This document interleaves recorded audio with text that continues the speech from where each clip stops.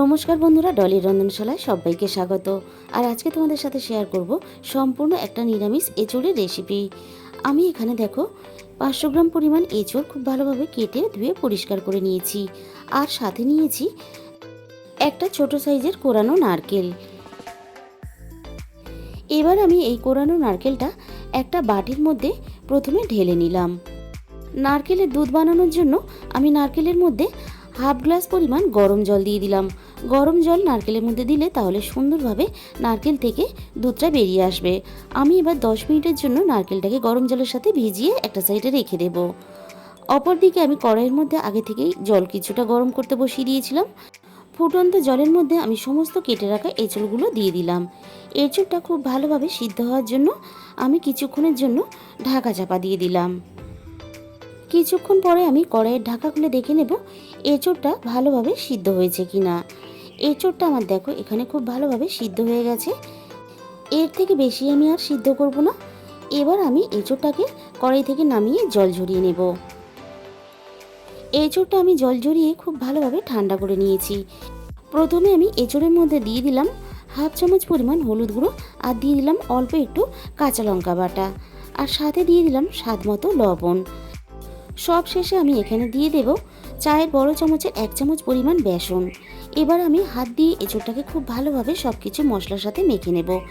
বেসনের পরিমাণটা এঁচোড়ের মধ্যে খুব বেশি দেওয়ার প্রয়োজন নেই। এঁচোড়ের গায়ে হালকা একটা কঠিন হওয়ার মতন এখানে বেসনটা আমি ব্যবহার করেছি। এঁচোড়টা আমি মেখে রেডি করে নেওয়ার পরে এবারে আমি নারকেল দুধটা রেডি করে নেব। নারকেল দুধটা আমি এখানে একটু পাতলা করে বানিয়ে নেব, যাতে নর্মাল জল কম ব্যবহার করতে লাগে রান্নাতে। এবারে আমি নারকেলটা এইভাবে হাত দিয়ে চটকে চটকে এইভাবে নারকেলের ছিপড়েগুলো আলাদা করে নেব। নারকেল দুধটা আমি পরে ছেঁকে রান্নার মধ্যে দিয়ে দেব। অপরদিকে কড়াইটা খুব ভালোভাবে গরম করে নিয়ে কড়াইয়ের মধ্যে আমি প্রয়োজন মতো সর্ষের তেল দিয়ে দিলাম। সর্ষের তেলটা খুব ভালোভাবে গরম হতে আমি আগে থেকে দুটো মাঝারি সাইজের আলু কেটে রেখেছিলাম। আলুগুলো আমি এখানে একটু বড় বড় টুকরো করে কেটে নিয়েছি। এবার তেলের মধ্যে দিয়ে দিলাম। এবার আমি আলুর মধ্যে দিয়ে দেব স্বাদ মতো লবণ, আর দিয়ে দেব এখানে সামান্য পরিমাণ হলুদ গুঁড়ো। আলুগুলো আমি লবণ আর হলুদ দিয়ে বেশ কয়েক মিনিট নাড়াচাড়া করে আলুগুলো খুব ভালোভাবে ভেজে নেব। আলুগুলো আমি দেখো খুব সুন্দর করে লালচে করে ভেজে নিয়েছি। এর থেকে আমি আর বেশি ভাজবো না। এবার আমি সমস্ত আলু তেলে থেকে ছেঁকে তুলে নেব। সমস্ত আলু আমি তেলে থেকে ছেঁকে তুলে নেওয়ার পরে ওই একই তেলের মধ্যে আমি মেখে রাখা এঁচোড়গুলো দিয়ে দিলাম। এবার আমি এঁচোড়টাকে খুব ভালোভাবে নাড়াচাড়া করে ভেজে নেব। এঁচোড় এইভাবে একটু মশলা দিয়ে মেখে এঁচোড় ভেজে নিয়ে রান্না করলে তাহলে এঁচোড় রান্নার স্বাদটা খুব ভালো হয়। এঁচোড়টা আমি দেখো খুব ভালোভাবে বেশ লালচে করে ভেজে নিয়েছি, আর এঁচোড়ের গায়ে একটা সুন্দর কালারও চলে এসছে। এবার আমি সমস্ত এঁচোড়গুলো কড়াই থেকে নামিয়ে নেব। এঁচোড় আর আলু খুব ভালোভাবে ভেজে নিয়ে রান্না করলে তাহলে এঁচোড় রান্নার স্বাদটা খুব ভালো হয়। সমস্ত আমি এঁচোড়গুলো কড়াই থেকে তুলে নিলাম। এঁচোড় আর আলু যেহেতু খুব ভালোভাবে তেল দিয়ে ভেজে নিয়েছিলাম, তাই আমি রান্নার সময় 2 চামচের মতন তেল দিয়ে দিলাম। তেলটা খুব ভালোভাবে গরম হতে এখানে আমি ফোড়নে দিয়ে দিলাম অল্প একটু গোটা জিরে, আর দিয়ে দিলাম অল্প একটু গোটা গরম মশলা। এবার আমি এখানে দিয়ে দেব একটা শুকনো লঙ্কা, আর আমি এখানে দিয়ে দিলাম 2টো তেজপাতা কুচি। এবার আমি ফোড়নটাকে হালকা একটু কয়েক সেকেন্ড নাড়াচাড়া করে ভেজে নেব। ফোড়ন থেকে সুন্দর একটা গন্ধ বেরিয়ে এসেছে। এবার আমি এখানে দিয়ে দিলাম ঝালের জন্য কাঁচা লঙ্কা বাটা, আর সাথে দিয়ে দিলাম আদা বাটা। এবার আদা আর কাঁচা লঙ্কাটাকে কয়েক মিনিট নাড়াচাড়া করে ভেজে নেব, যাতে আদার কাঁচা গন্ধটা চলে যায়। এরপরে আমি এখানে দিয়ে দিলাম একটা মাঝারি সাইজের টমেটো কুচি। টমেটোর সাথেই আমি এখানে দিয়ে দিলাম স্বাদ মতো লবণ। লবণ দিয়ে টমেটোটা ভাজলে তাহলে টমেটোটা বেশ তাড়াতাড়ি নরম হয়ে আসবে। টমেটোটা আমি নাড়াচাড়া করে ভেজে নিলাম। এবার টমেটোটা বেশ অনেকটাই নরম হয়ে এসেছে। এর থেকে বেশি আর টমেটোটা ভাজতে লাগবে না। রান্নার সাথে সাথে টমেটোটা আরও একটু নরম হয়ে আসবে। এবার আমি এখানে সামান্য পরিমাণ জল দিয়ে দিলাম, যাতে না মশলাটা পুড়ে যায়। এবারে একে একে মশলাগুলো দিয়ে দেব। দিয়ে দিলাম এখানে হাফ চামচ পরিমাণ হলুদ গুঁড়ো, আর দিয়ে দিলাম এখানে হাফ চামচ পরিমাণ ধনে গুঁড়ো, আর দিয়ে দিলাম এখানে হাফ চামচ পরিমাণ জিরে গুঁড়ো। যেহেতু আমি কাঁচা লঙ্কার ঝালে রান্নাটা করব, তাই একটু ভালো কালার আসার জন্য এখানে আমি দিয়ে দিলাম হাফ চামচ পরিমাণ কাশ্মীরি লঙ্কার গুঁড়ো। আর স্বাদের ব্যালেন্সের জন্য আমি এখানে স্বাদ মতো চিনি দিয়ে দিলাম।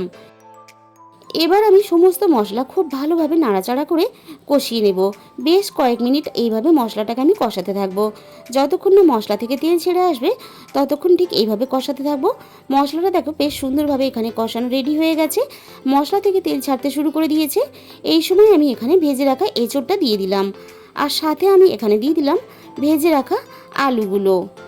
এবার আমি মশলার সাথে আলু আর এঁচোড় খুব ভালোভাবে কষিয়ে নেব।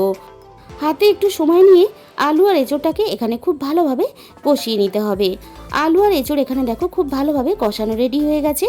এবারে যে নারকেল দুধটা আমি রেডি করে রেখেছিলাম, নারকেল দুধটা আমি ছেঁকে রান্নার মধ্যে দিয়ে দিলাম। বন্ধুরা, তোমরা একবার হলেও এইভাবে নারকেল দুধ দিয়ে নিরামিষ এঁচোড় রান্না করে খেয়ে দেখো, এর স্বাদটা কিন্তু সম্পূর্ণ আলাদা। আর তোমরা যখন রান্না করে খাবে তখনই তোমরা বুঝতে পারবে এইভাবে নারকেল দুধ দিয়ে এঁচোড় রান্না করলে এঁচোড়ের স্বাদটা কতটা ভালো হয়। আর আজকের এই এঁচোড়ের রেসিপিটা ভালো লাগলে অবশ্যই ভিডিওতে একটা লাইক করো, আর আমার চ্যানেলটাকে সাবস্ক্রাইব করে পাশে থাকার অনুরোধ রইল। এঁচোড়টাকে আমি খুব ভালোভাবে আবারও কষিয়ে রেডি করে নিলাম। এবার আমি এখানে দিয়ে দেব হাফ বাটি পরিমাণ উষ্ণ গরম জল। আর এইভাবে উষ্ণ গরম জল এই রান্নাতে ব্যবহার করলে তাহলে নারকেল দুধের স্বাদটা বজায় থাকবে রান্নাতে। এবার আমি সব কিছু একসাথে খুব ভালোভাবে নাড়াচাড়া করে মিশিয়ে দিয়ে খুব ভালোভাবে সিদ্ধ হতে দেব। কিছুক্ষণ পরে আমি আবারও নাড়াচাড়া করে দেখে নিচ্ছি সব কিছু খুব ভালোভাবে সিদ্ধ হয়েছে কিনা। এঁচোড় আর আলু আমার এখানে খুব ভালোভাবে সিদ্ধ হয়ে গেছে, আর ঝোলটাও বেশ অনেকটা টেনে গেছে। এবারে আমি সব শেষে দিয়ে দিলাম হাফ চামচ পরিমাণ ঘি, আর আমি এখানে দিয়ে দেব হাফ চামচের একটু বেশি গরম মশলার গুঁড়ো।